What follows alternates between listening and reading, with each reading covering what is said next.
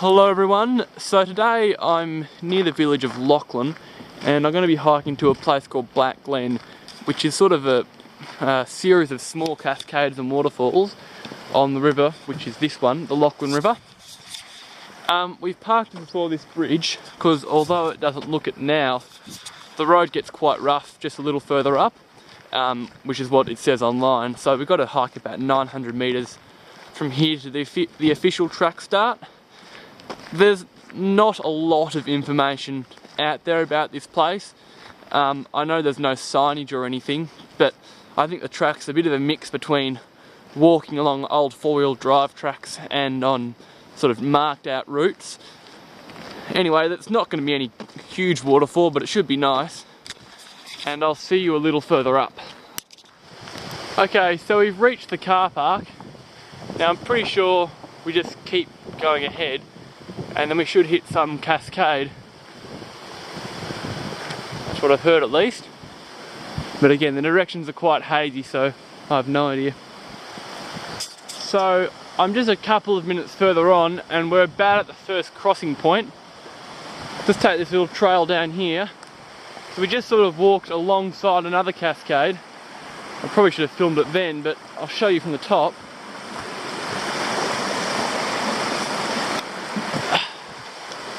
Nice little water slide.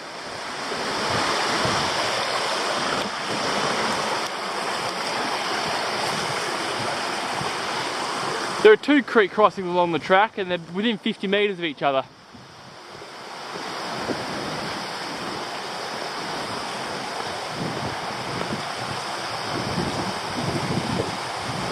Just got to figure out where to go.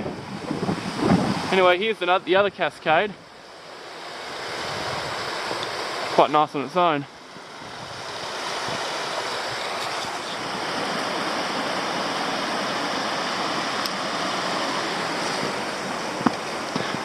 The track's not super well marked, but it's obvious enough. It's a lot more obvious now actually. Clearly doesn't get a lot of use, but it gets enough use to make it really easy to follow. And I'm just coming to the next crossing now, I think. Where am I? Yeah, there it is. Got to follow the pink ribbons. Well, we've been heading along for a while now, and it's a lot more obvious now. But we've actually been heading along an old four-wheel drive track, I think. But it's so overgrown that it's actually quite hard to follow by foot a lot of the way. And there's a bit of scrub bashing in that, not anything serious, just a bit of, you know, whacking ferns out of the way and that. Just starting to climb up now. Apparently the track leads to what used to be an old raspberry farm, and then it'll head down. As you can see, it's fairly easy to follow now, but lower down it's a bit tricky at times. That said, as you get lost, you can always just follow the creek. Well, so we've reached the clearing where the old raspberry farm used to be. Easy enough to see where the track's going.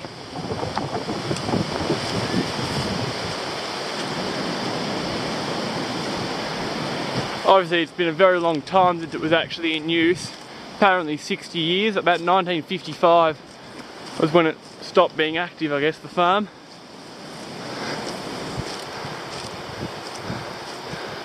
Got to keep an eye for those pink tapes. Nice cliff walls over there. The waterfall's pretty much directly below us, I think. You can slightly hear the river. So it's pretty much got a big steep descent now. This should give some idea of what the descent's like. Not too steep, but steep enough. And it's a narrow track, but it's not all that hard to follow.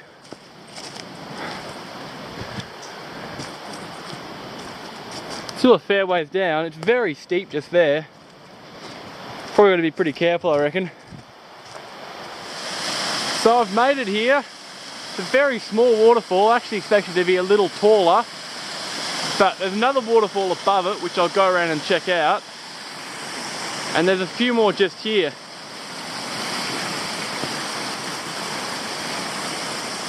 And I'll go check those out as well.